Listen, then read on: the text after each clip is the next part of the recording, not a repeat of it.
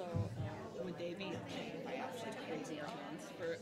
So welcome to the League of Women Voters Minneapolis Public Education Forum, which we call Civic Buzz. I'm Lisa Mills, and I'm on the board of the Minneapolis League. The League of Women Voters is a nonpartisan political organization that encourages informed and active participation at all levels of government. We work to increase understanding of major policy issues and influence public policy through education and advocacy. At the League, we recognize that diversity makes our organization and our democracy stronger. Inclusion of people with differing perspectives, opinions, and life experiences helps us to understand issues more fully and advocate more effectively. I serve as program director for the League, coordinating efforts to engage and educate our members and the public at large. Through our program, we work to increase understanding of major policy issues by studying topics chosen by our members. One of the ways we do this is through our public speaker and discussion forum, Civic Buzz. Our goal for the Buzz is that everyone leaves the discussion with a broader understanding of an issue. Today's topic is literacy instruction in Minneapolis public schools and how that's changing after passage of the Minnesota READ Act. Tonight's event is being recorded, and the video will be posted unedited on our League website within a couple of days. You can also find recordings there of our past events, including last year's education panel on civics education and student engagement with students from Minneapolis Public Schools.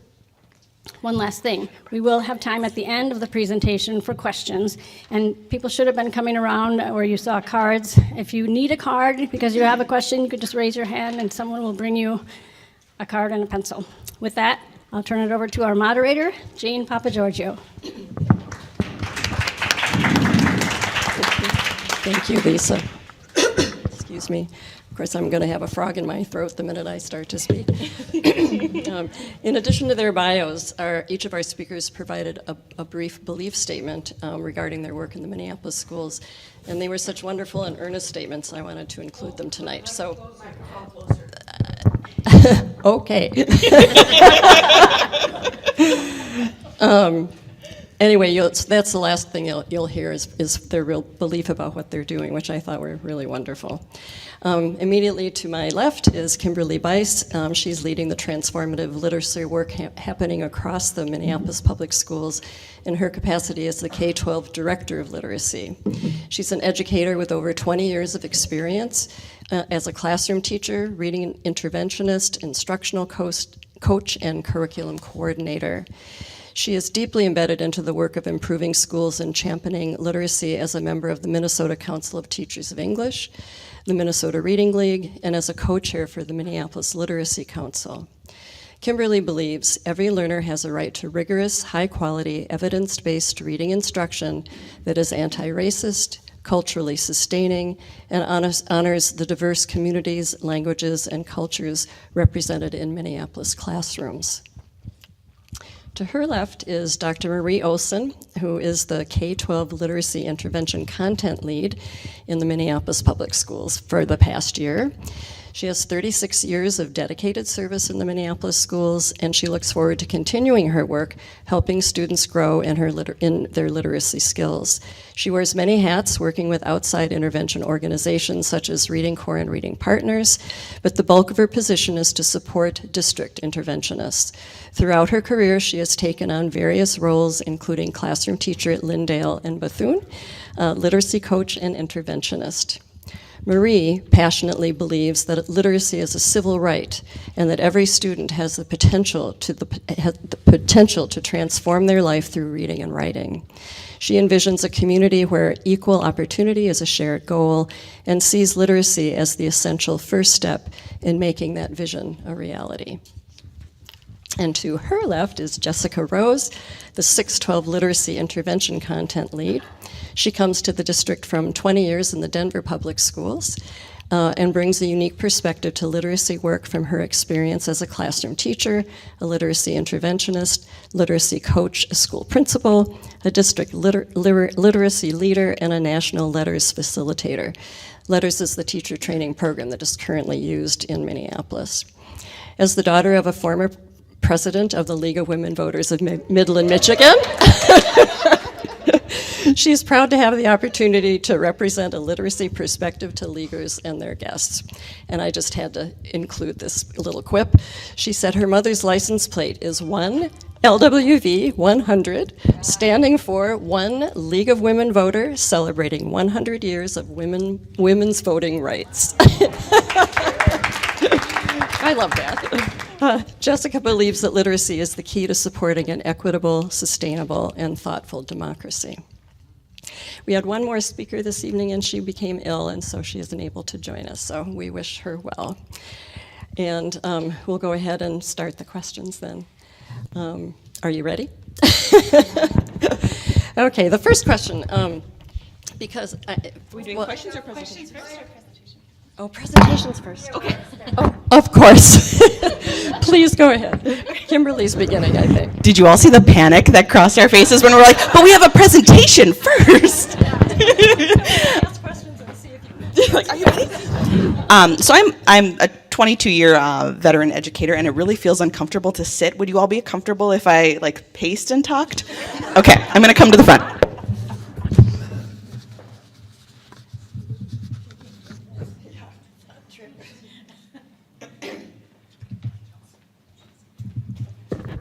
Well, good evening, everybody, and thank you, Jane, for those very kind words. It feels real weird to be sitting next to someone talking about your experience, but we are incredibly excited to be here with all of you tonight.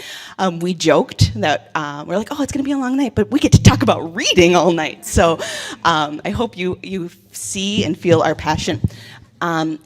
We thought tonight is a really great opportunity to sort of start with a big framing. And so we are at this unique potential. So we're at this sort of precipice of change in Minneapolis, in Minnesota, and really nationwide. We have this opportunity for I think in the first time in my 20 plus years career, where everything is kind of coming together in like coherence. And what I mean by that is people are paying attention to literacy at rates that we haven't seen before in our educational careers.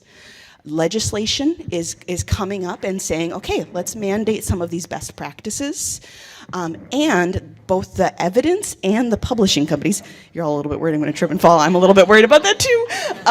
And then our research, our universities, and our publishing companies are all recognizing that there's a desperate need for a shift in the way that we teach reading.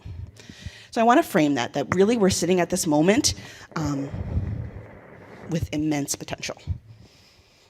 I put down my clicker. I'm going to click. All right. I appreciate that Jane read our personal statements. I think it's also really important that we name some of the other beliefs that are really pushing forward this transformation, right? And so we have everyone in the panel tonight, and really everyone on our team firmly believes that literacy is a civil right. And I think that's an important thing to say up front. We believe that every student, everyone, and I'm going to say that again, every single student can learn to read. We believe that students benefit from a structured and systematic approach of literacy, and we're going to talk real nerdy about that tonight and get really excited about that. And really, we believe that if we invest in high-quality professional learning, in evidence-based curriculum, and if we partner with our communities and with our families and with our caregivers, that we have this immense possibility to transform what we've always done. All right, that's the end of the earnest part. So now we get to talk about the nerdy stuff. So we're going to start with sort of the big picture. So what are we talking about when we say we need a transformation? So we'll start by looking over the state of literacy nationally, Minnesota, and then at Minneapolis.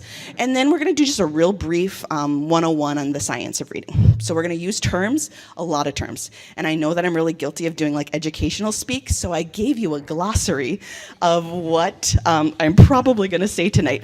So we're going to talk a little bit about what it means when I say upper rope, or foundational skills, or phonemes.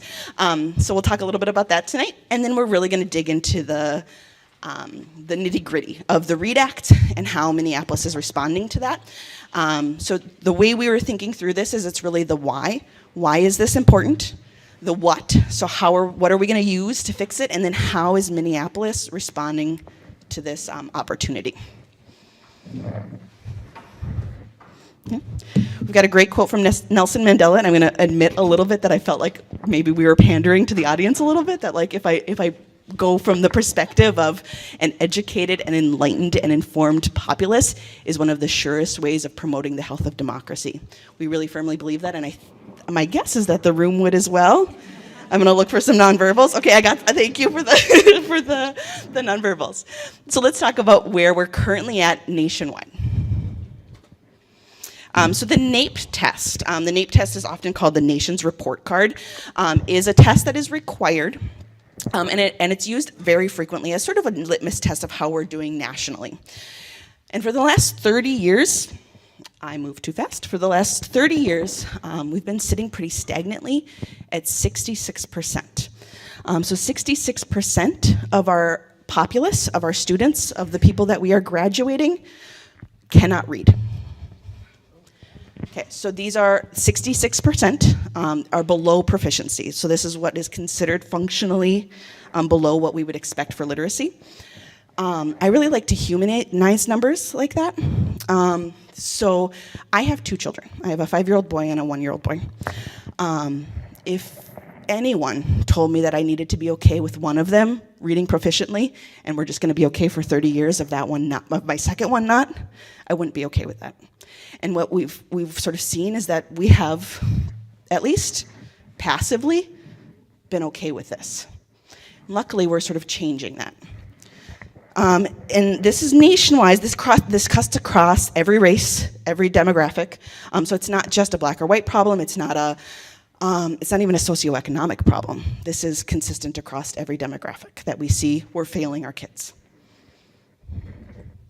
In Minnesota, coming a little closer to home, in Minnesota, we currently have about 500,000 students who are in the K-12 system that are below grade level. To put that in perspective, if I put these beautiful little faces up for 5 seconds apiece,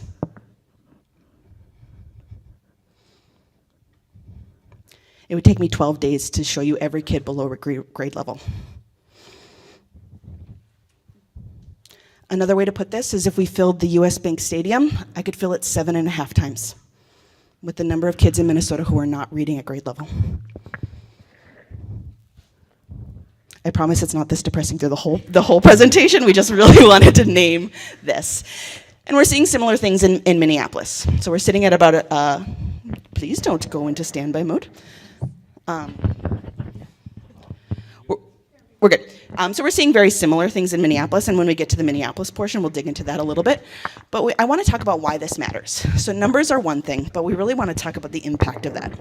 So when we talk about a kid being below grade level, or graduating with illiteracy, or graduating as functionally illiterate, or really just being poor readers, they have considerably more closely correlated with other negative health or other negative life outcomes. So things like poor readers are far more likely to have health comorbidities. So they're far more likely. Poor readers are far more likely to die early, and I think most depressingly, poor readers are much more likely to die by suicide than people who are reading proficiently. They're much more likely to be under or unemployed, much more likely to be in debt, much more likely to have criminal records, and this is something that's generational, so it's much more likely that their children will struggle with reading as well. One of the things that I thought I would point out is they're also much less likely to avail themselves of systems that might support them. So they're less likely to navigate the healthcare system. They're less likely to navigate all of their rights within the legal system. And they are much more likely, much less likely to vote. They are much less likely to run for office, and they're much more less likely to feel represented by the elected officials. And then finally, sort of another reason to care about this, even if your kids are past the school age, even if they're no longer part of the system, this has long-standing impacts for our society.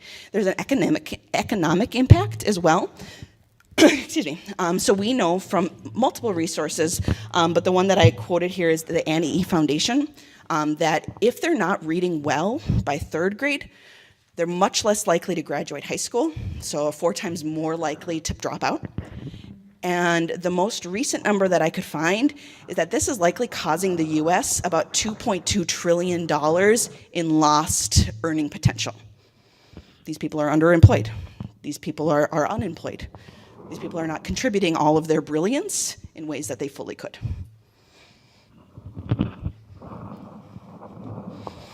Have I sufficiently framed why we should care about this?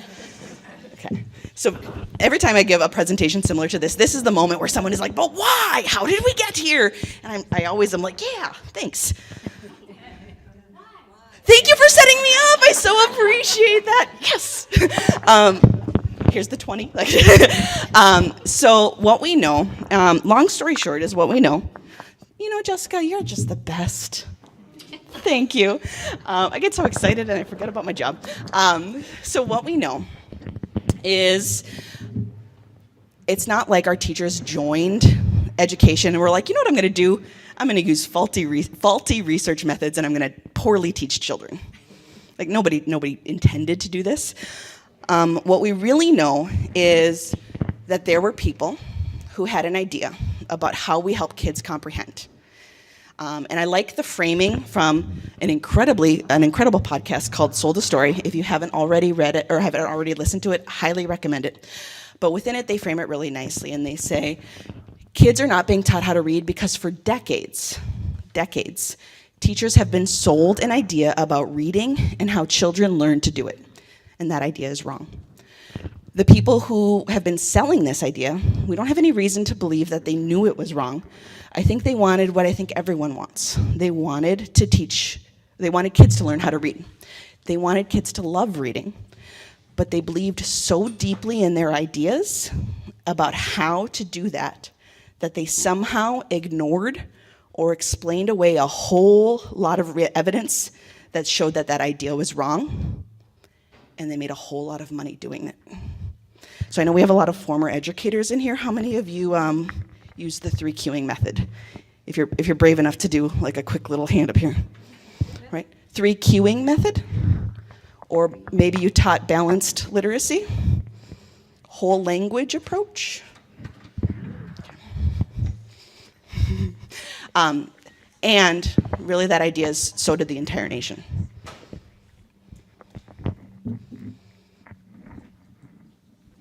So, the good news, now that I've sufficiently depressed everybody in the room, the good news is that there's a change. So let's talk about an average class of 22 kids.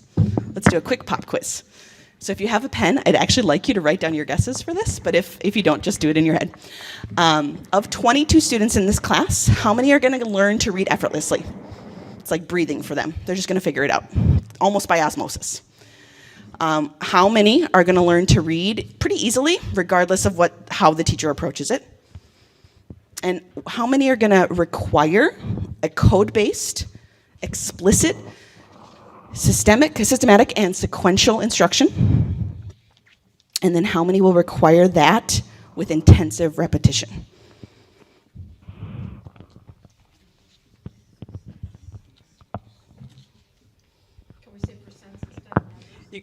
Somebody knows the reading ladder. All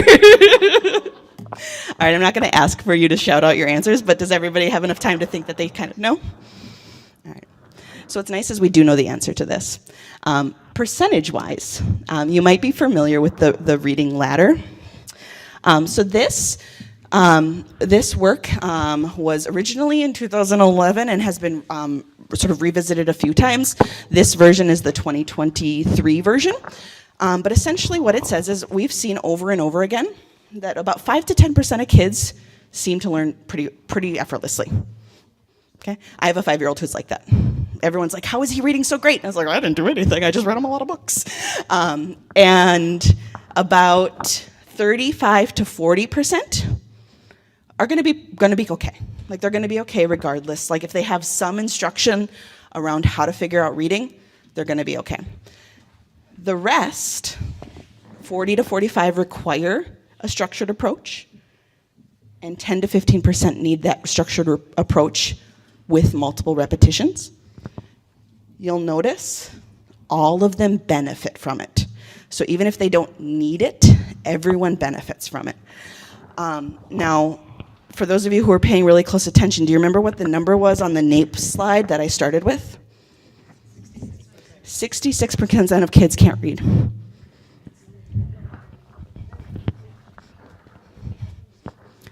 These two add up to about 66%. Is rather, we're gonna move that. It's kind of dangerous. All right. The good news, and here we shift into the science of reading portion, is there is a better way. So we now have nearly 30 years, over 30 years of evidence that suggest from multiple sources. That is not the one I want. Here, Marie, why don't you do this since I keep messing it up? That if we explicitly teach kids how to decode, if we teach them sort of the code of reading English, and we do it in a way that is aligned with evidence and aligned with research, 95% of our kids can learn to read. Okay. That other 5%, I always like to asterisk, probably can still learn literacy skills, but these are kids with significant learning disabilities that need a lot of additional supports. But we're not sitting at 95% literacy rates. So there's clearly a disconnect between what we know does work and getting to that place where we are effectively implementing that. So let's talk science of reading. We really love this quote from Kareem Weaver, who disappeared off the screen and is coming back any second now. There we go. Ability to read defines your life trajectory and connects your sense of self to the world's view of you. Literacy provides access to society, freedom, and security. Without literacy, you have fewer choices. So let's talk about the science of reading. This is my favorite slide. Okay, I need to control it in order to have full impact. All right, this time I am going to ask you to call out. Are you ready for a really tough question? This is a hard one. You ready? I know it's like 7:30 p.m., so we may not be at our best. What is this? Chair. Okay, we got a chair. We got an empty chair. We got an empty folding chair. Anything else? Okay. Metal, like uncomfortable, squeaky, right? What is this? It is a chair that's been tipped over. What about this? An upside down chair. How many of you are like, what's the point? Okay. So what we know about the human brain is it is miraculous in so many ways. And one of the ways that it is miraculous is that we have this part of our brain that's really good at recognizing what they're looking at, regardless of the way that it is shaped. And ultimately, if you believe evolutionary biology, which I happen to, it's really about like survival. So I can see a wolf regardless of if it's running at me or crouching down or way off in the distance. I can recognize that same shape as a threat. Now, this gets really tricky. What's this? I'm seeing some smirks. People already know where I'm going. What's this? It's an upside down V. Yes, there's always someone. Yep. Q. Yep. A P.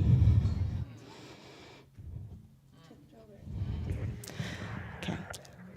And what I want to be really clear about is I did not type B, Q, P, D. I typed B, and then I grabbed the little dot at the top and I spun it around. So this is the exact same letter 4 different ways. And this is a really, I think, nice way to demonstrate that reading is not a natural process. It is not something that humans evolved to do. It's something that came much later in society. We wrote long after we spoke, right? Like speaking and communicating is hardwired. Like we know that babies recognize the voices that they heard even in utero. So like we can process sound, but it actually takes explicit practice to connect a sound like B to a meaning. And it requires us to do it over and over and over again. Because otherwise we see that B the same way we see a D, the same way we see a Q, the same way we see a P. I'm going to hand it over to my brilliant colleague, Jessica Rose, who's much smarter about this than me. That's so not true. And I get to talk about the most exciting part of reading. Oh, thank you. So the reading brain is something that has really helped us understand what's happened in the science of reading. And part of what's happened with our understanding of the reading brain is that there was the creation of the fMRI. So before we had the fMRI, we couldn't really tell what was going on inside of our brains when we were attempting to read. And so there's been some really interesting scientific advancements that has allowed us to see things like blood flow. So the fMRI shows us what's happening with the blood flow in our brains when we're learning to read.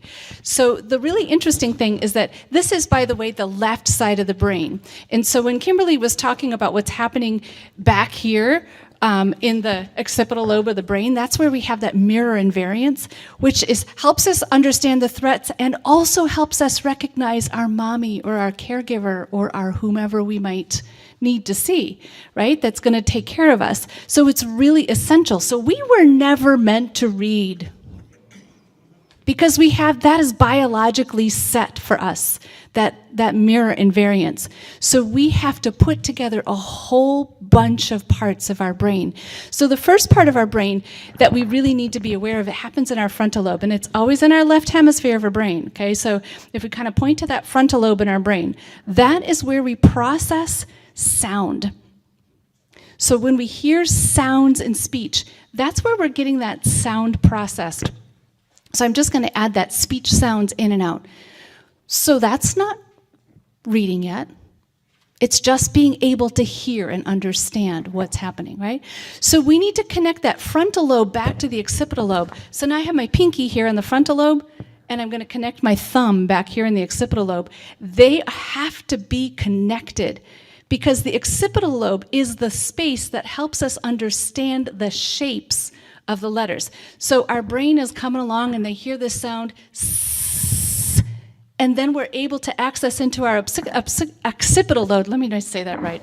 Occipital lobe. I had to really think about that because as I'm saying it quickly, I'm not paying attention to the phonemes in that word. And the phoneme is the smallest part of the sound in a word. So we talk a lot about teaching kids phonemes. The phonemes live up here in the frontal lobe. The shapes of the letters live back here in the occipital lobe. They have to connect, right? And they connect through this part in the parietal lobe. Oops. I'm going to go up one more. Right up here, which is called the angular gyrus. I love those kind of terms. They're kind of fun, right? And so I work with 6th through 12th graders, but I will tell you what, when I was teaching kids in K through 5, we talked about the reading brain because I wanted them to understand what's happening and why it may be hard for some kids to get this reading thing moving on. So the letter shape has to connect to the letter sound. So the grapheme, the letter shape, has to connect to the phoneme. And in the beginning, that is really, really slow. So you might have the k in cat. Oh yeah, that's that C. And then you might have the A in cat. That's the letter A, right? So, but it's really slow. So it starts out as this little tiny pathway that we have to kind of laboriously walk down. Now, the more our kids see the k, a, t, the faster they can decode that word. And that means that they have to see it over and over and over and over again. So it goes back and forth and back and forth in the angular gyrus until it drops down here, kind of in the temporal lobe, into a space that we call the brain's letterbox, or sometimes we call it the word, help me, my friends, help me, my brain just went, not going to say that. But anyway, the word's letterbox. And that's when we are looking at words as if by sight. Our brain never quits looking at each letter. Mark Seidenberg did some really interesting work around like watching eye movements while proficient readers read. And proficient readers actually saw letters and paid attention to even spaces and periods and everything while they were reading, so we could see the eye moving. Right? Oops, stop. So we don't stop, ever. Okay? So that's a really important part. Once we've decoded the word, so we've got phonemes, graphemes, I'm going to pick up my finger in the middle there. This is the part of our brain where we have to think about meaning and context. Meaning and context is important, right? So we might have the word like pitch. That's a good one, right? So tell me what pitch is. Tar. Throw. Singing. La. What else? I'm going to pitch a Sales. I'm going to pitch you the fact that our reading brain has to be developed tonight. What else might I pitch? What else could be pitch? fit. I'm going to pitch a fit. Right? So like that are little people. Yeah? When my son was young and he couldn't figure out how to read, he pitched a lot of fits. It was really hard for him, and he was like, I'm going to find a way when I'm at school to get attention because I don't want anybody to know that I can't read. Right? Happens a lot. So now we have all these things going on in our brain, right? So we've got this meaning and context that also has to be accessed. And then there's one other part of the brain that I think is important for us to recognize. So back down here, like in your brainstem, that's the amygdala. And if there's a whole lot of stuff going on in your life, your amygdala tells you to freeze, fight, or flight, right? It's those three things.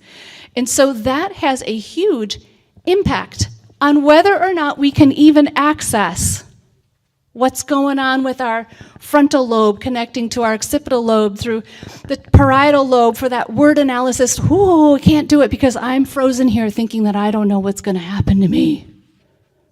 Right? So it's really important to recognize that that has an impact. So I want to do just a little experiment. This was a word I was teaching to some ECE teachers the other day, and we chose a word that was abstract, and it wasn't one that I knew. I'm curious if you know it. Look at that word. Don't say it out loud. Which word are we looking at? Oh, go ahead and click one more forward on that one. There you go. Whoop. Click back one. There you go. Anyone want to give that a try? I don't hear a lot of people. No, I'm an adult. Don't make me do that. Synerdoge. Okay. Do you know that word? The word is synecdoche. Synecdoche. I want you to pay attention because you are adults and you have what we call metacognition. You're thinking about your own thinking. What did you do to try to get to that word? Yeah. You looked at it and you said, well, it could be right? Or you maybe looked at the morphemes in the word and you said, oh, sin is probably, it matches some other words that I know because our brains are pattern seeking, right? And self-teaching. And because you are really good readers, or I am assuming so, right? I'm assuming that because you're here and you're interested in knowing about literacy and that you're advocating for other readers, that you probably are pretty good readers. But I should never make that assumption, right? None of us should. None of us should. But that little experiment kind of gave you this sense of going back to what it's like for our children when they're encountering a word they don't know, right? They have to think about it. And many of our kids who learn to read in that process of like, I'm going to read you lots and lots and lots of books, and they're so beautiful, and I want you to just engage in the language, which is what I did with my children, and neither one of them learned to read, by the way. I mean, eventually they did. Eventually they did, with a lot of support. They didn't learn to read at school, right? This is what set me on fire when I was a young mother teaching kindergarten and realizing that my own children weren't coming along in that way. That set me on fire, right? What is I'm a teacher. I should know. I should know. And so that little experiment helps us have that sense of what that feels like. So the brain is fascinating. We are not born with the capacity to learn to read. Every one of us needs some sort of instruction. And if you happen to be in that little, 5% for whom it happens naturally, you're lucky. You're lucky, because our brains need instruction. So when we look at that neuroscience, we have found these things out, and this has really come to life because of the fMRI. Because when we put people under the fMRI and they read, we can see, blood flow, blood flow, blood flow. Oh, that's interesting. And we can connect it back to research that was done way, way, way long ago by some other research like Wernicke's and other folks that recognized that if you bumped your head, suddenly you couldn't speak or talk, or you couldn't understand language, right? So we connected those things. Also, just kind of getting the idea that when we talk about the science of reading, we're talking about some of this brain science, and that's really important to make that connection. And it's important for our kids to understand that connection, right? So when we think about this body of research, it's not like all of it's brand new. Some of it's been around for a long, long time. We just didn't necessarily have the science to make the connections to how important it was for us to get those foundational reading skills in place, and connecting those foundational reading skills to our language and comprehension in order for kids to be able to read, in order for us to train our brains.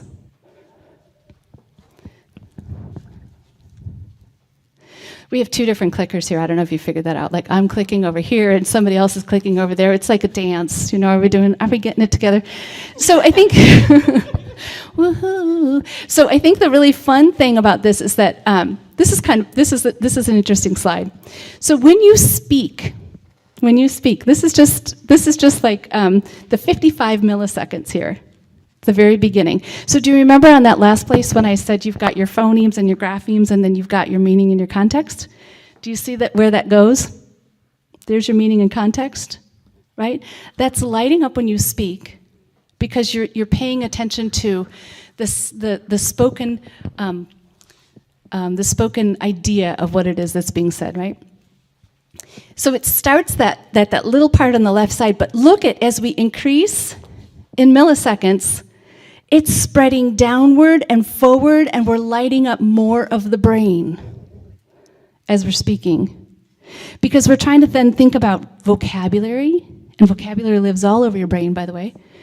And we arrange our vocabulary all over our brains in categories, right? And it's also connecting to then, if you are a reader, eventually it'll connect to what it might look like. But with just the spoken word, it's just lighting up this much right here, right? Ready? Boom. So this part that's lit up is the part that deals with speech, and speech only. So I want you to pay attention to what's not lit up. Back of the brain is not lit up. And actually, we have just a little bit of our frontal lobe lit up. So the occipital lobe is not yet activated. Why? We're not looking at anything. We're just talking, right? It's just the sound. So we're activating meaning and context, and we're activating the phonemes in the front. When we add written language, look at what happens. There's that 55 milliseconds all the way to this 420. Look at the occipital lobe. Whee! Right, it's dancing back there. It's saying, oh my gosh, now I see that grapheme relates back to this phoneme, and it makes a sound. It's a symbol for that sound. But we have to make that connection, and it has to be clear. So seeing that written word triggers that process in the brain through the angular gyrus. So here's the thing. Now you might be saying, why in the world are we talking about the brain? This is like, I didn't come to get all this science in this evening. So the reason that we're talking about it is because our teachers, our kids, anybody who supports instruction needs to understand this. And this is not something I learned in graduate school. And believe me, I have had a lot of schooling. And I didn't get any of this information and any of this cognitive science until I was way out of school, had been teaching 10 years. So when we're doing some of this work and support with teachers, we're trying to catch up to things that we didn't know and that we now need to know and need to understand in order to support our kids to become readers. That takes a lot of work, a lot of time, a lot of focus. Jessica, before you move on, can you point out what happens if they're not a reader? If they're not a skilled reader when they look at a word? Or do you want me to? The far left. It's my favorite. Far left. It's my favorite part of this. Yeah, the non-reader's brain. Oh. Oh. Absolutely. She wants to do it. She wants to do it. She's like so excited about it. I didn't know that was on the slide. So we did a little flippy floppy of slides before we came on. So I'm gonna let Kimberly tell you what happens when there's a non-reader. It's really cool. Or actually, it's not cool, but So this, I don't mean to hijack, but this is a big aha moment for me. So as I was similarly 20 years out of graduate school, 2 masters, almost a doctorate, yet now I have not learned this in any of those programs. I learned this outside of those programs. The big aha is you'll see after 55 milliseconds, when I look at a word, that part still lights up. But if I am not a reader, it does not spread. It's just like, oh, that's a cool letter, moving on. The rest of the brain does not activate because they have not built those connections.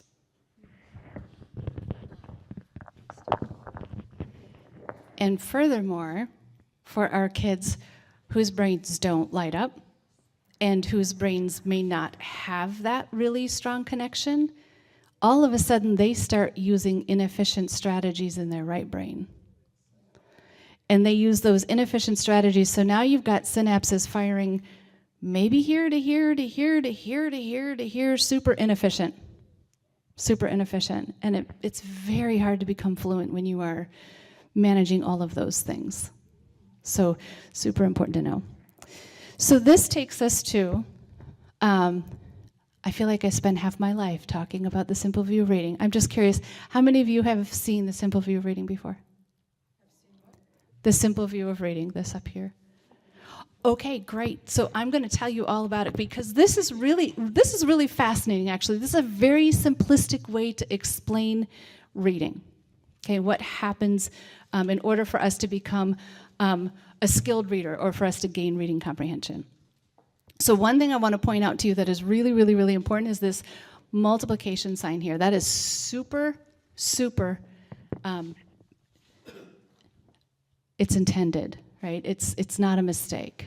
Okay, so what happens for our kids is we must, for any of us actually, is we must understand how to read the word. We have to be able to lift the word off the page, and that requires that process in our brain. So it requires us to think about the phonological awareness, so being aware of the sounds in the words, and then being able to connect those words to their letters, which is what we call the orthography or the phoneme-grapheme association.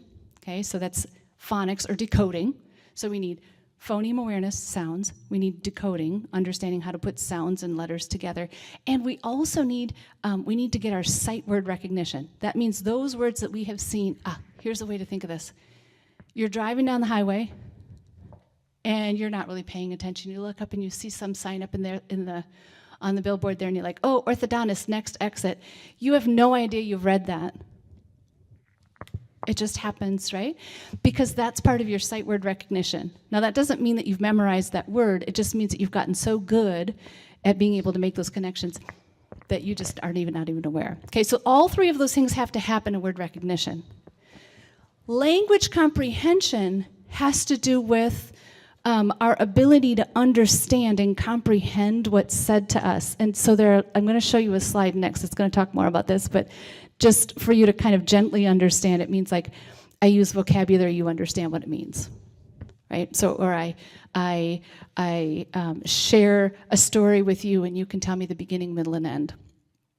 Or I read something myself and there's a pronoun, and then later on there's the name of somebody and I recognize that that pronoun and that name go together. Like all of those things have to do with language comprehension. I can understand that because I understand language, right?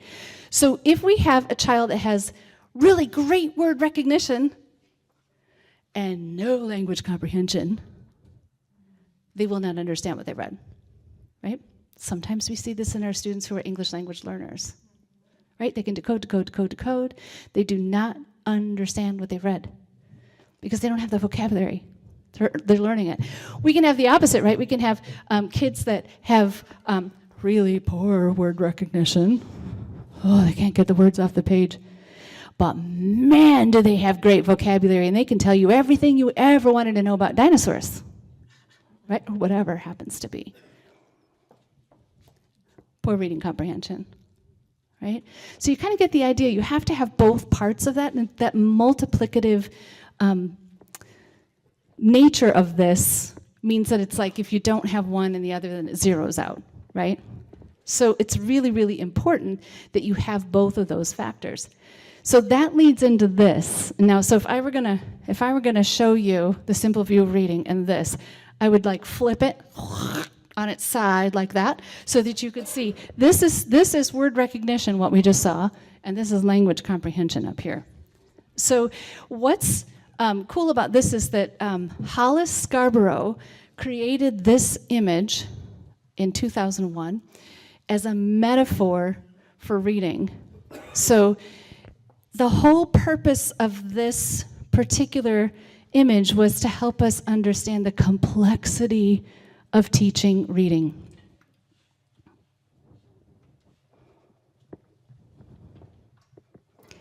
In order to be a skilled reader, your word recognition must be automatic.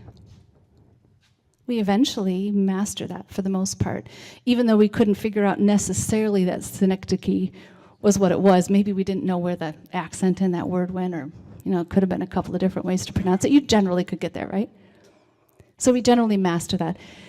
But our language comprehension, which includes like the background knowledge, our vocabulary, our ability to understand the syntax in sentence, like when the noun and the verb and they agree and they don't agree, and our ability to think about inference and metaphor and foreshadowing and what happens in the end of the story and all that kind of thing, as well as like, ooh, I'm going to read nonfiction.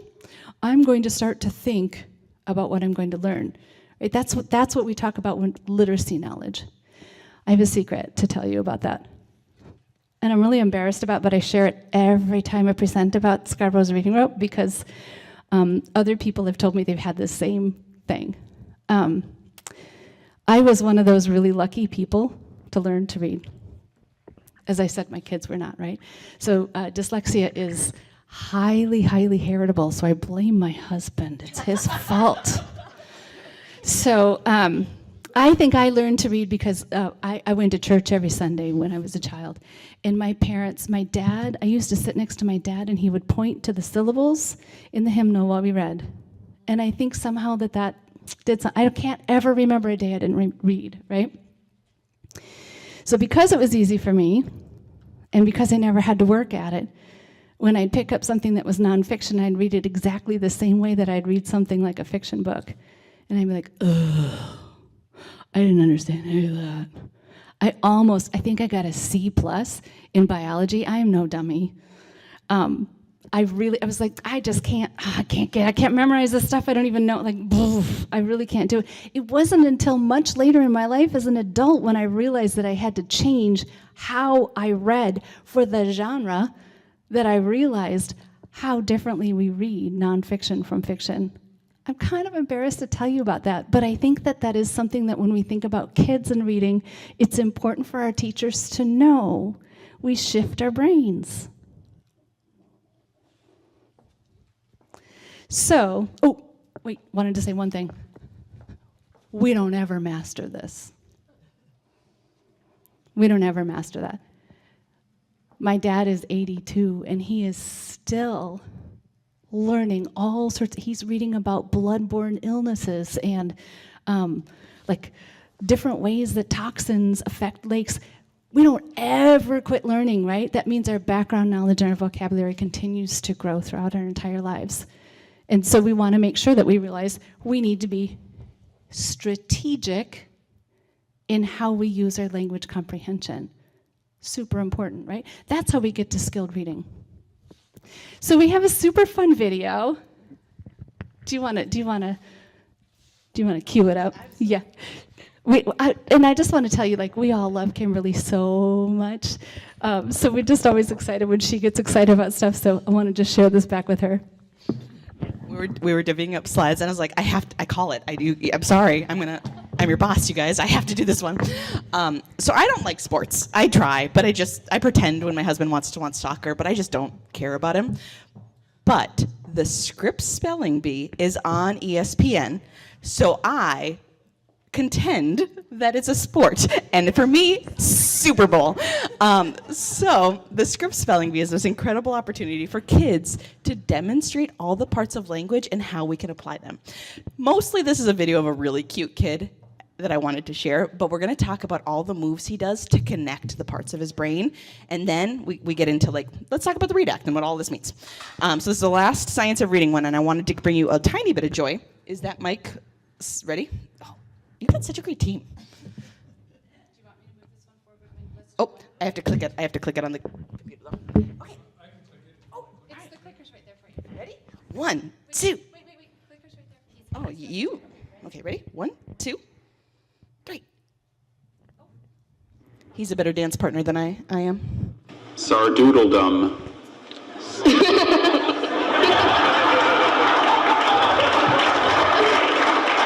Isn't he just the cutest?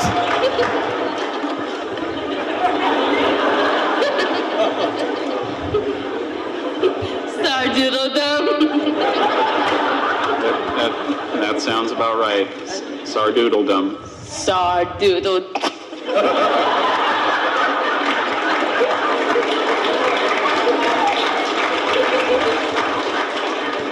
Can you give me the definition? Yes, sardoodledom is mechanically contrived plot structure and stereotyped or unrealistic characterization in drama. It's another word for melodrama. Okay, sardoodledum. How many of you just learned a new Sardoodledum. vocabulary word?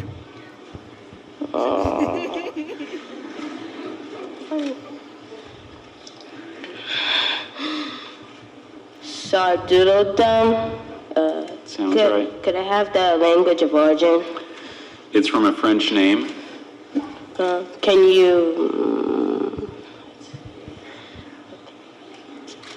use it in a sentence? Excellent acting and directing masked the plays Sardoodledum. Are there any alternate pronunciations? I show just Sardoodledum.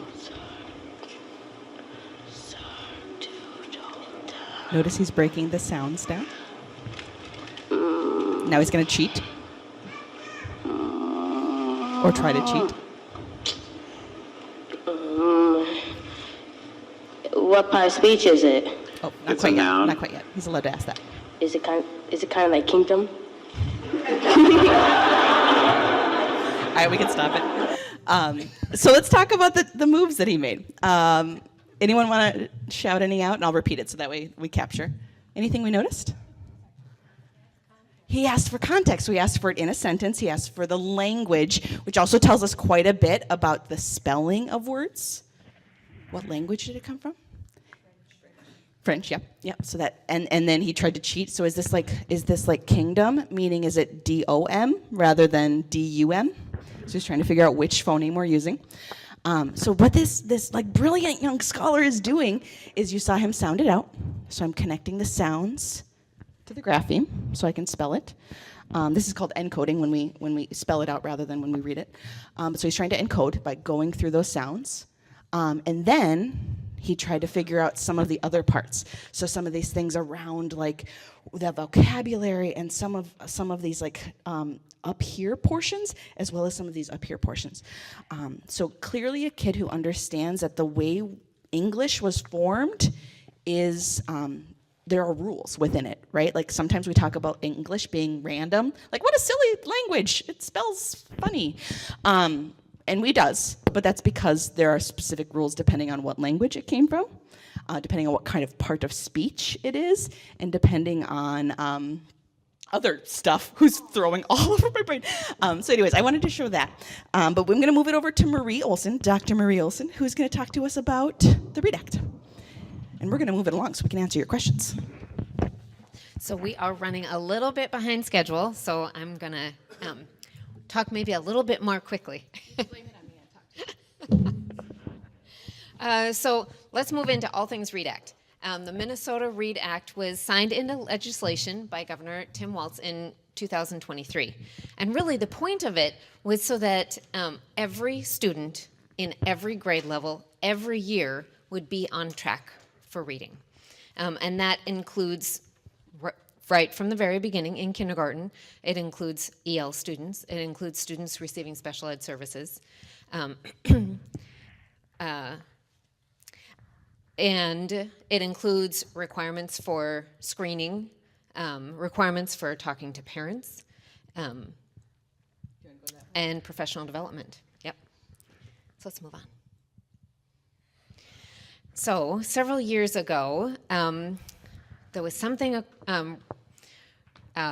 running across the nation called the Mississippi Miracle, and I see some heads nodding. Have people heard of the Mississippi Miracle? Okay, so this originated in the Deep South, where they started realizing we have all this research on the science of reading and how the brain learns to read, but we haven't put it into action. We haven't brought it into our schools. And so that's what the Mississippi Miracle is all about. They started bringing it into schools in these 3 states, Alabama, Louisiana, and Mississippi. And they saw rapid growth, especially in their low-income students. In 2019, Alabama ranked 49th in that, the test that Kimberly talked about earlier, the NAEP assessments, for their 4th graders. In 2022, they ranked 27th. They moved up quite a bit, right? Even during the pandemic, Louisiana soared from 42nd to the 11th in the nation. And then, of course, the Mississippi Miracle. Mississippi ranks 2nd highest in the country, only after Florida. Now, I want to tell you, the people who started this movement would tell you it's no miracle at all.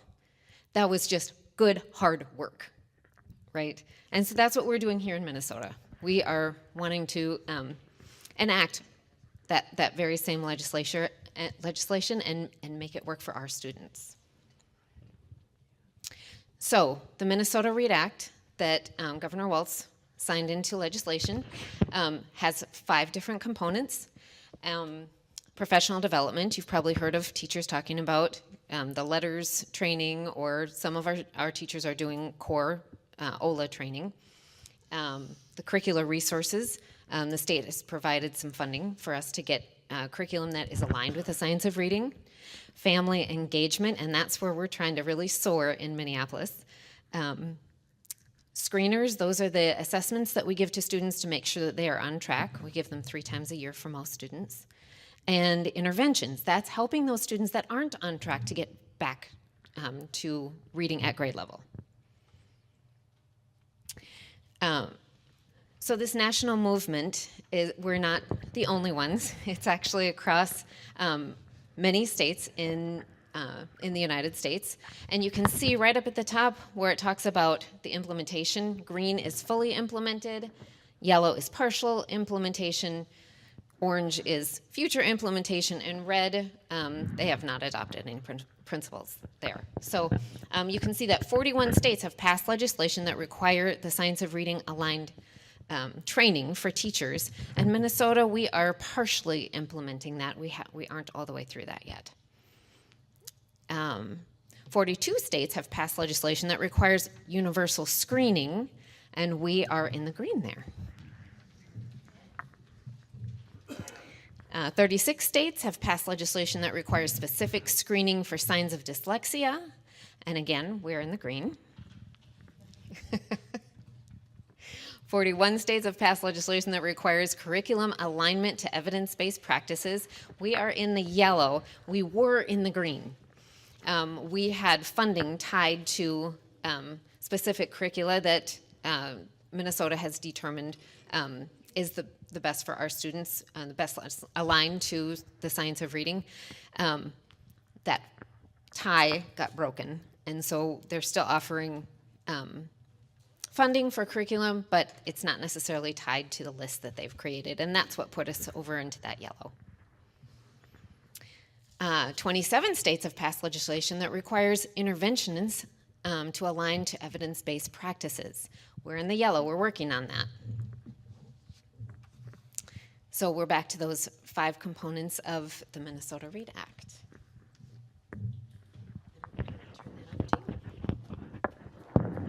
Thanks, Marie.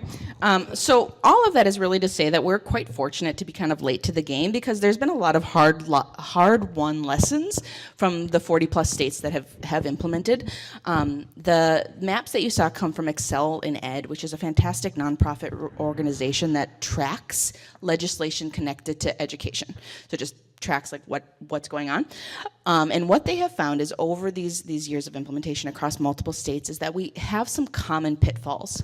So typically, the big gap is between implementing good practices that come down from legislation and then making them into like our bread, butter, like our day-to-day breathing.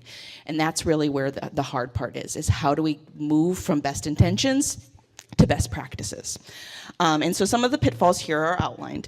And my team, as I said, we're pretty lucky that we're late to the game in the READ Act. And so we've really intentionally thought about those pitfalls. Dance partner, we're really intentional about this as we think about how we shift systems. Can you go back one?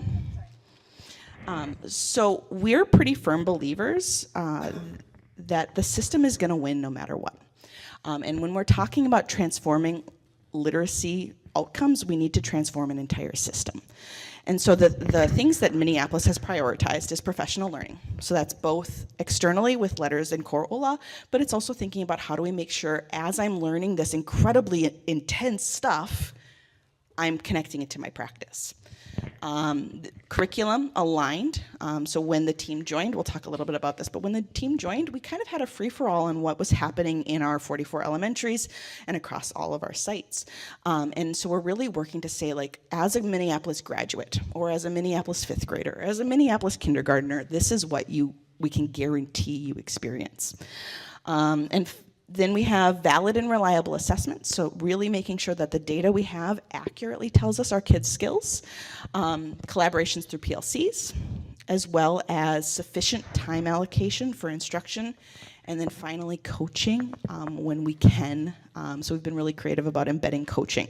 These are those ways to avoid those pitfalls, so really thinking through how we make sure the implementation of this legislation results in change. Okay. All right. So we've got some specifics here. I know we're running out of time. So I think the best move, and I'm going to look to Jane and Pam to say, because some of these are going to be specifics to your questions that we got ahead of time. Are we okay with answering those questions as we go through those? Does that feel okay? Okay, because I want to be respectful of everybody's time. So I'm going to sit down and let Jane ask our first question. Well, I have to tell you, you gave such a marvelous presentation. You gave such a marvelous presentation. I started crossing out the questions on my cards here. So I'll take a question from the audience first. Then the first question is: how does anxiety, fear, or other emotions impact the ability to read? That's such a good question. I'm gonna go. Can I go all the way back to the brain? It's gonna be really long. I'm not gonna do that. But okay, if we remember back to the amygdala, what's really cool and kind of cool about the human brain is that it doesn't know the difference between a psychological threat and a physical threat. It reacts the same way. And what I mean by that is that we've actually found that the brain reacts the same way to hearing something like, "Can I offer you some feedback?" The same parts of the brain light up to, like, someone is walking behind me in a dark alley. The same parts of the brain light up. So anxiety, stress, these like mental health crises that our kids are absolutely experiencing, that shuts our brain down. Because what the brain does when the amygdala fires up is it blood flow goes to survival and does not do any of this stuff, or very minimally this stuff, because it's like, oh, I'm in danger. I need to do this. So it's things like, I'm going to divert blood flow to my legs, so if I have to run, I can. I'm going to divert blood flow to my heart, so that way I can like fight if I need to. That's the things that our brains do, and it genuinely doesn't know the difference between, like, those two girls are being really mean to me, and there's a wolf.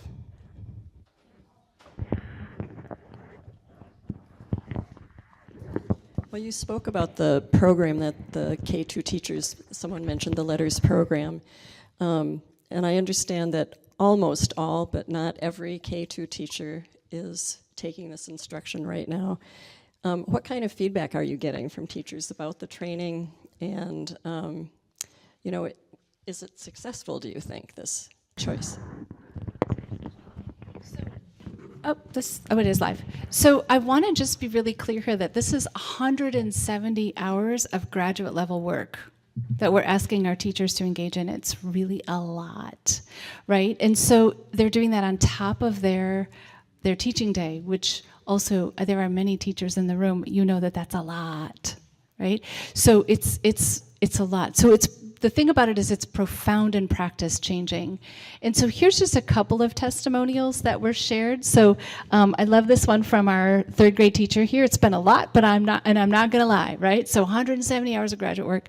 The learning is intense, but I'm already seeing the impact. I understand why some of our kids weren't getting it, and I know what to do with them.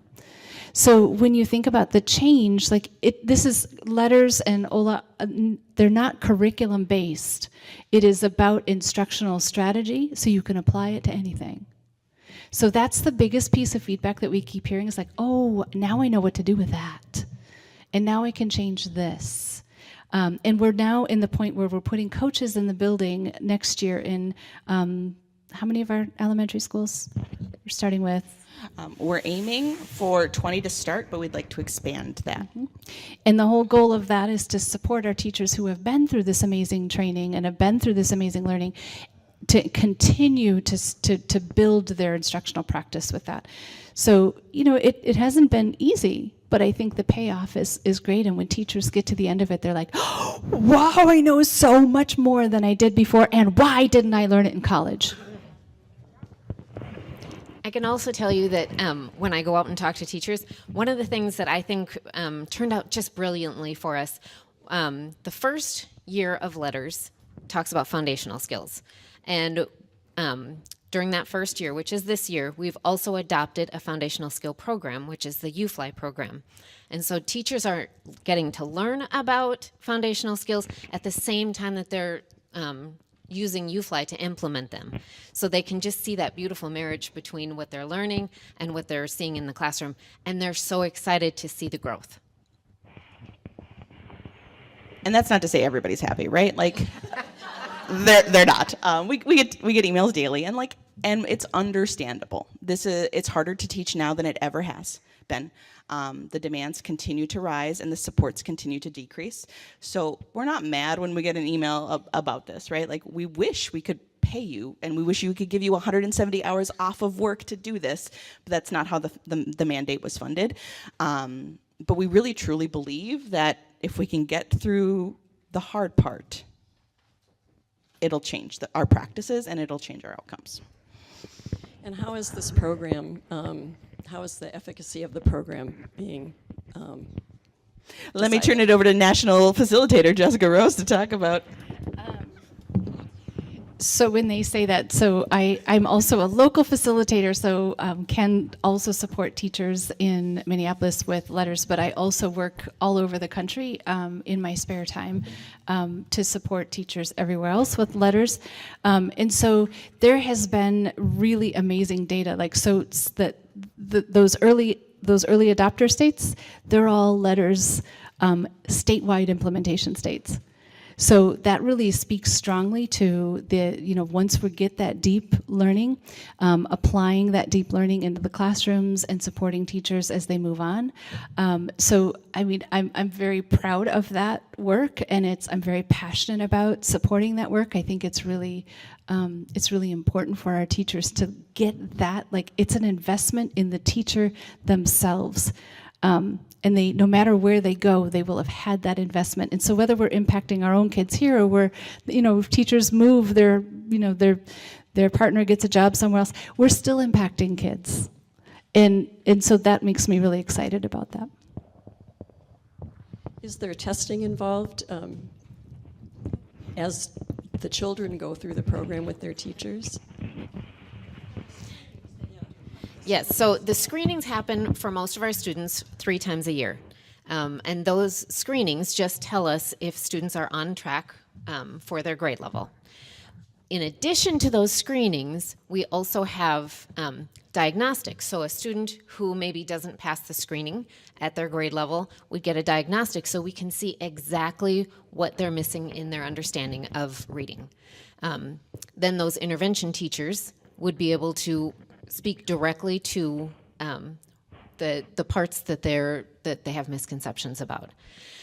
In addition to that, we also have progress monitoring, so that every week students would get a skill level progress monitoring. So I teach you a skill, and then right at the end of that week, I'm going to ask you, do you understand that skill on a test?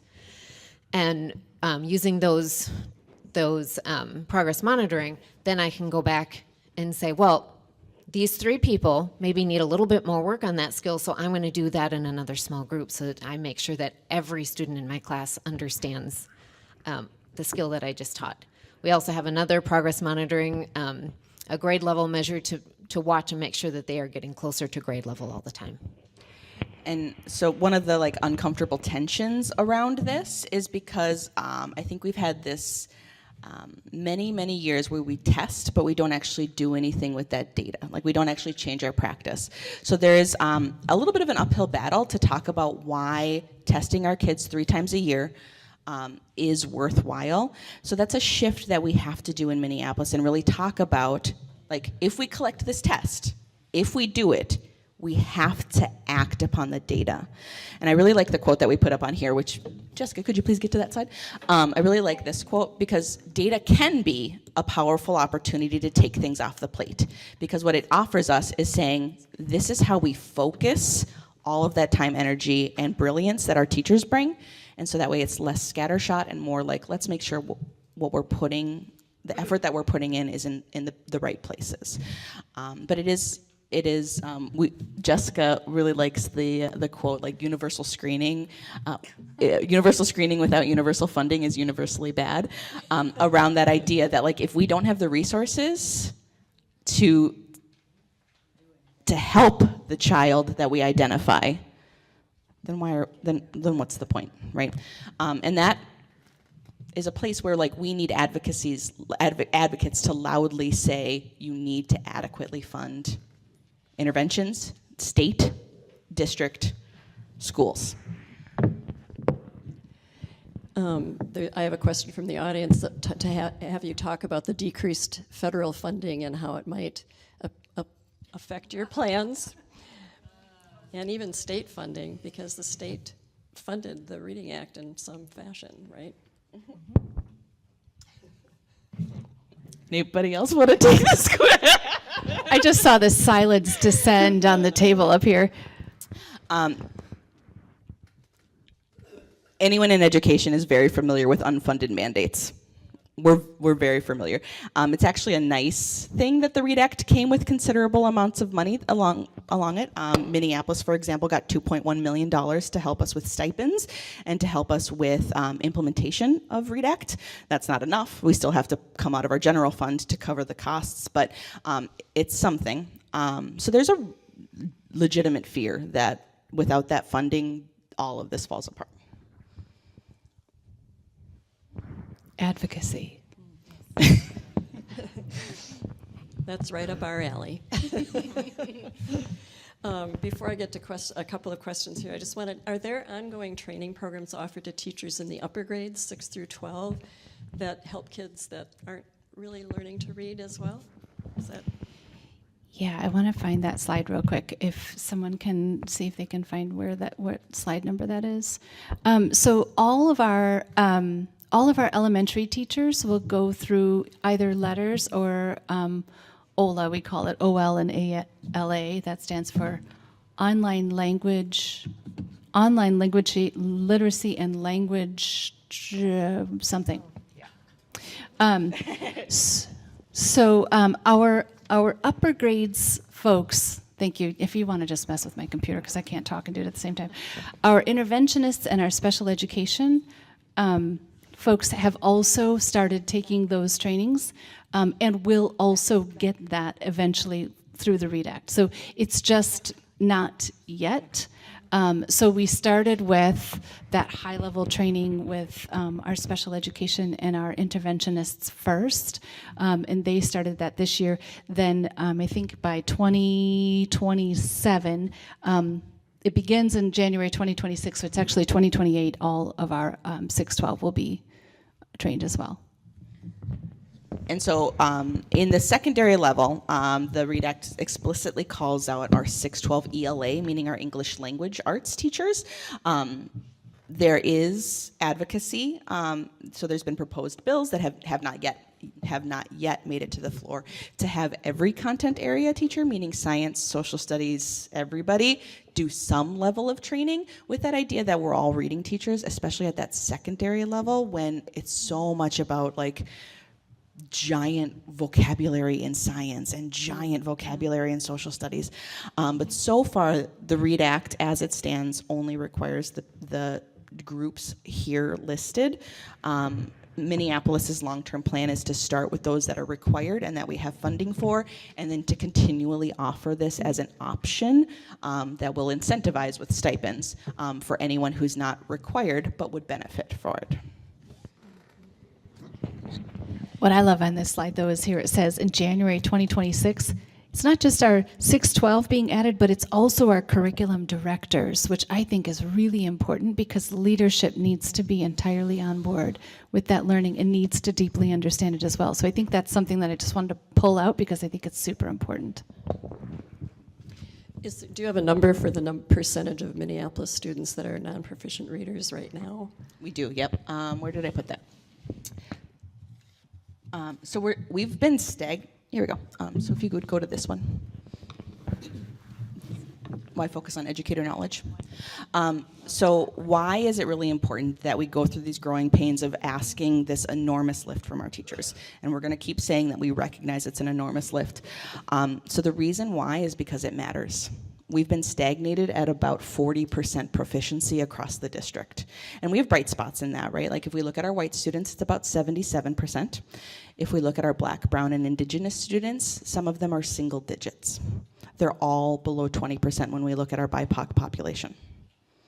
So there is a desperate need for us to figure out why we are failing our kids. So that's why we're focusing on this most, because it's needed. But it's also really good for systems. What we know is that science of reading has been proven, so we've talked about that. But the last chunk of that I think is really important too. There has been research that shows that teacher attrition, so that idea that we lose about half of the people who join our profession, that is improved if we invest in them with really high quality professional learning. So I have some specific numbers up there. So those teachers who have access to 20 or more high quality hours, their attrition goes down 35%, meaning that they stay in the profession up to 85%. And as a prioritized standard in Minneapolis to recruit and retain teachers of color, I also found the research that they're 4 times more likely to stay in education if we invest in them highly. So there's some growing pains, but ultimately it is about investing in our teachers. This is a really good question. What is the impact of social media use on reading? Do you have any thoughts? I can take some of that, actually. Yeah, take it. Take it away. Yep. So if you're really interested in thinking about and learning more about this, Marianne Wolf has written 2 phenomenal books. One is called Reader Come Home, and the other is called Proust and the Squid. She is a researcher from the University of San Diego. She has done a lot of research around social media and our ability to read. And in fact, in the last few days, she did a quick spot on NPR about the impact even on adults. So because we are so used to reading on whether it's social media or even computers, we have learned to skim and scan instead of actually read across the page and really digest. And so they're actually beginning to see the impact of that even on adult readers, that we no longer comprehend what we have read as well. So that we have to slow down, get ourselves back into paper text, and actually read and reread when we realize we have not understood what we've read. So if that's happening to adults, think about the impact with kids. And one of the other things that she highlights is the fact that because kids are getting so much visual input, think about YouTube, think about Instagram, think about all the video games, the things that they're losing the ability to visualize visualize in their mind about what they're reading. So we used to talk about that as like seeing the movie in your mind as you read. So that's becoming harder for our children, which then impacts comprehension. So we know that, in fact, Dr. Marianne Wolf hand writes every one of her books because there is connectedness to the process of actually physically writing and the process of physically reading on a page that's different in your brain than if you're reading something on a screen or typing it. So, I mean, I think the implications are huge. Have we yet applied that in a way that we can be really specific with kids and reading? Not yet. I think it's a new area of research, and there's more coming on that that we need to pay attention to. But those 2 books are phenomenal. Well, Kimberly, I think when we met with you, didn't you say that children aged 8 and younger should have no screen time? Yeah, there's guidance from our state-based in research that children under 8 should. I think the state guidance is kindergarten should not have any screen time. The guidance from the research base is really 8 and under should have minimal to no screen time, specifically for some of those reasons, but also for attention and some of those other things that they're developing as their brain is growing. And as a slightly younger member of the panel, there's also benefits, right? Like, and as a reminder, like we said the same thing about radio, we said the same thing about TV, right? We did, and so we don't know enough. I agree that probably has some implications. I also think there's probably some benefits with careful, thoughtful, curated use.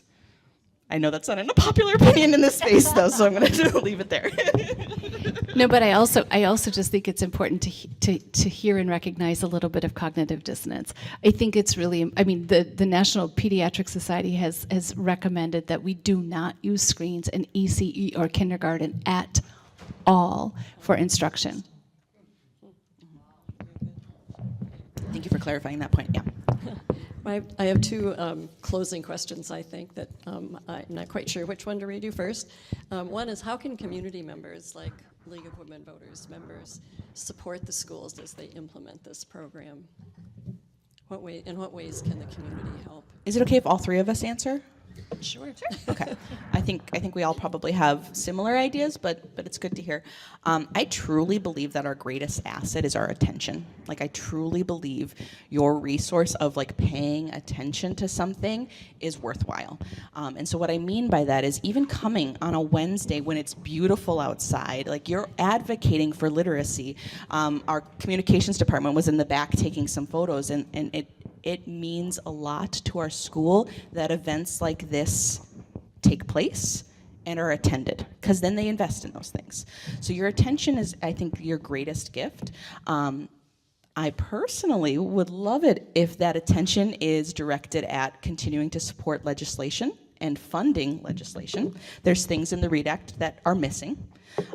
So for example, like we are required to screen for dyslexia characteristics, but there's no money to help families when they say your kid is probably dyslexic. Now go spend $3,000 to get a private diagnosis.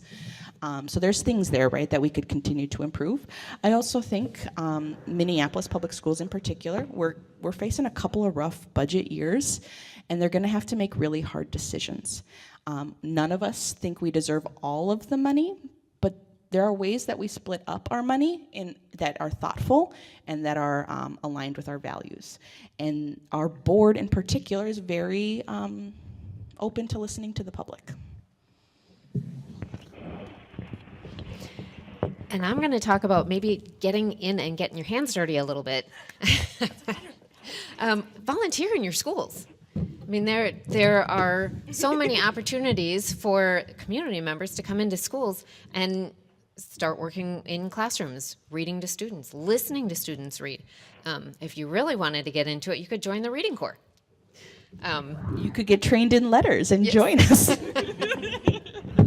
Reading Corps is one of our approved outside vendors for interventions, and so that's another great way that they train people, and then you actually even get a stipend too. But coming in and working with students is really what we need.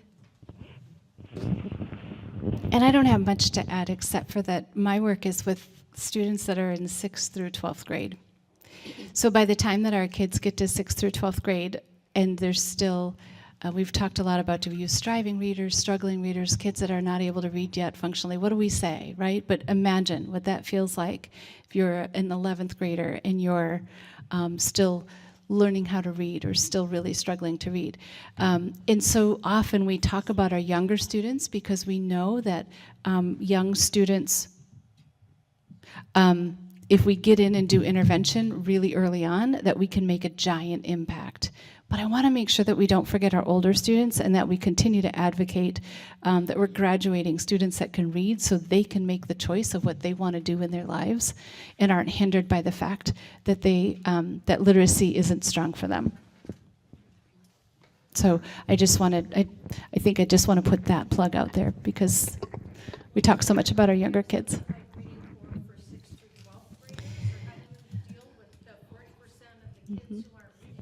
It's much more complicated. Yeah, so we have, so the library, Hennepin County Library does a really amazing program where they have what they call homework help for our older kids that's paired with, the other program is called Let's Read. Let's Read. And they need volunteers to be able to support kids with that homework help process. So they don't invite kids into the process unless they have people to do it.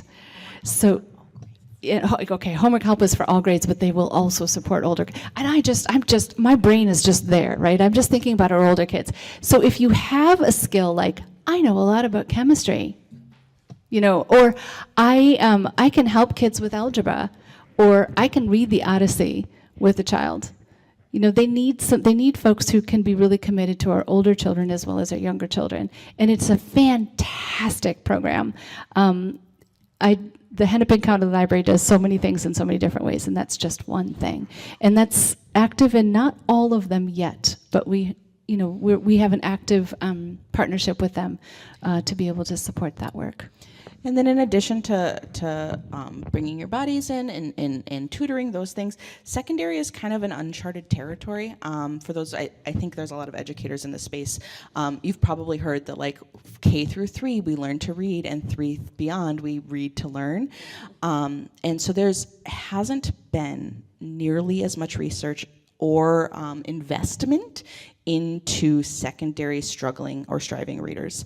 And so one of the ways you can divert your attention is if you have high school students or you have high schools in your neighborhood, is talk to the principal about how are you serving these students, because it's a new frontier for them to be held and held accountable. I don't mean that in a derogatory way, but in a way of like the legislation that requires that we intervene for those kids until they graduate. So asking, what is your plan? How can we support you? Do you need bodies in these spaces? Is a good way to support those 6-12 students. Great. I think this must be in response to your presentation overall, but have you presented to the school board? And are they receptive to what you're doing? Yes, yeah. We have a very supportive board.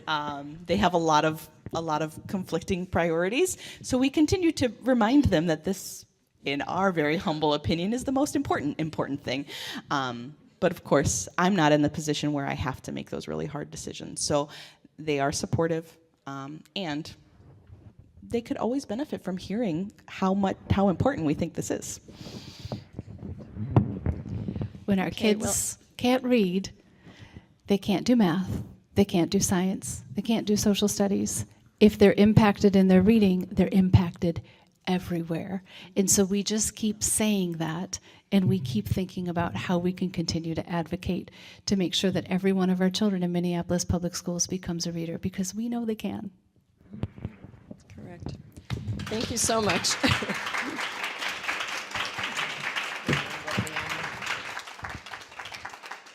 Yeah, I really want to thank the literacy team from Minneapolis Public Schools for presenting to us. It was like part of a graduate level education for all of us.